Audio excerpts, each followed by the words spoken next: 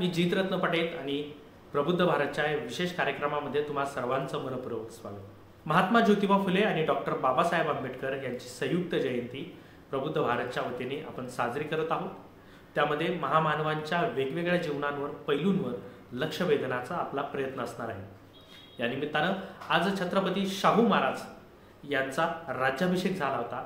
त्यानिमित्तानं त्यांच्या राज्याभिषेकाचा आढावा घेणारा हा व्हिडिओ तुमच्यासमोर सादर करत आहोत. कोल्हापूरचे शाहू महाराज छत्रपती झाले.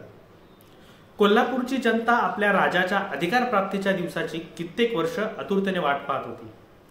दत्तक विधान समारंभ मोठ्या उत्साहात पार पडल्यानंतर शाहू महाराज कोल्हापूर संस्थानचे अधिकृत छत्रपती म्हणून घोषित झाले.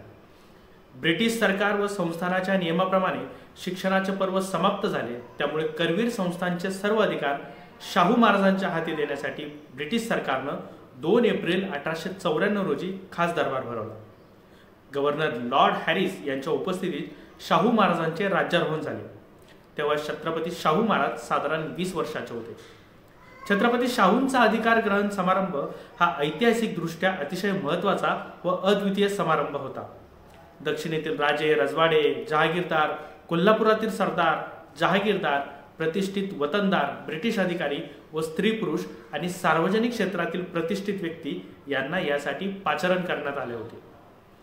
सन्माननीय व प्रतिष्ठित व्यक्ती, उच्चपदस्थ ब्रिटिश अधिकारी यांच्या उपस्थितीत नव्या छत्रपतीचा ध्वजारोहण समारंभ मोठ्या उत्साहात संपन्न झाला होता.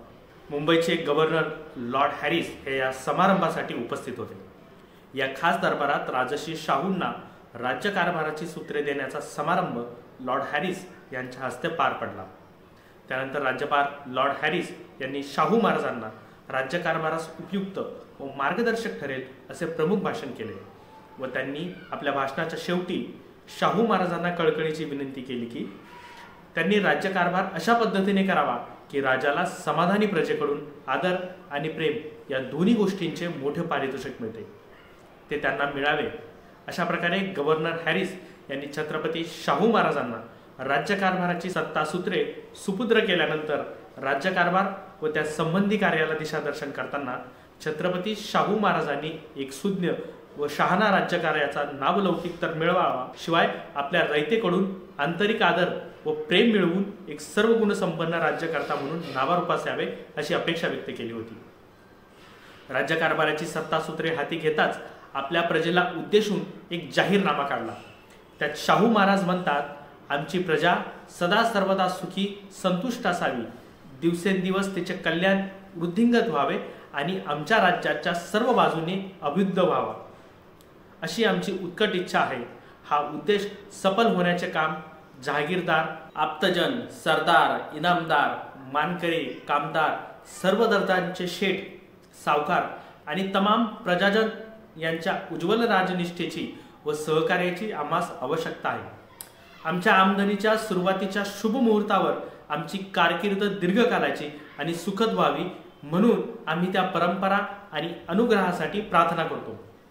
या अधिकार ग्रहणानंतर काढलेल्या पहिल्याच जाहीरनाम्यातून शाहू महाराजांची आंतरिक नाळ आपल्याला रयतेशी किती जुळली होती व कोल्हापूर संस्थान व तेथील रयतेच्या उत्कर्षाप्रती ते किती जागरूक व आग्रही होते हे स्पष्ट होते. राज्यारोहण समारंभ पार पडल्यानंतर काही दिवसांनी शाहू महाराजांनी पुण्यास भेट दिली. त्यावेळी पुण्यातील सर्वोच्च राजकीय संस्था म्हणून परिचित असलेली सार्वजनिक सभेने शाहू महाराजांचा जंगी सत्कार घडवून आणला. यावेळी सार्वजनिक सभेचे प्रमुख गोपाळकृष्ण गोखले म्हणाले की कोल्हापूरची गादी म्हणजे मराठ्यांच्या पराक्रमाचे आज हयात असलेले दृश्यचिन्ह आहे असे सर्वांस वाटत असून गादीवर आरूढ होणाऱ्या छत्रपतींविषयी अखिल महाराष्ट्रातील लोकांना व प्रत्यक्ष त्यांच्या छत्राखाली नसलेल्या लोकांना देखील नेहमी पराकाष्ठाचे आदर व प्रेम वाटत राहील. आपल्या प्रजाजनांचे सौख्य व प्रगती साधने हे आपले पहिले कर्तव्य आहे, यात तीळ मात्र शंका नाही. तथापि सामान्यपणे आपल्या सर्वांच्या मातृभूमीच्या व विशेषतः महाराष्ट्राच्या अभ्युदयासाठी प्रयत्न करणे हे आपले कर्तव्य आहे. आपल्या संस्थानाच्या प्रजाजनासंबंधाने असलेल्या आपल्या कर्तव्याच्या खालोखाल हे महत्त्वाचे कर्तव्य आहे. यावरून कोल्हापूर संस्थानाच्या राजगादीचे महात्म्य लक्षात घेऊन सार्वजनिक सभेने व्यक्त केलेली अपेक्षा शाहू महाराजांनी आपल्या कार्यकाळात शैक्षणिक, सामाजिक, राजकीय आर्थिक क्षेत्रात आमूलाग्र सुधारणा करून पूर्ण केली। आजही राजश्री छत्रपती शाहू महाराज रयतेचे राज्य म्हणून जनतेला एक आदर्श राजे म्हणून परिचित आहेत। प्रबुद्ध भारतच्या पुढच्या एपिसोडमध्ये पुन्हा एक नवा विषय घेऊन आम्ही तुमच्या समोर येत आहोत। तोपर्यंत बघत राहा प्रबुद्ध भारत। धन्यवाद। जय भीम।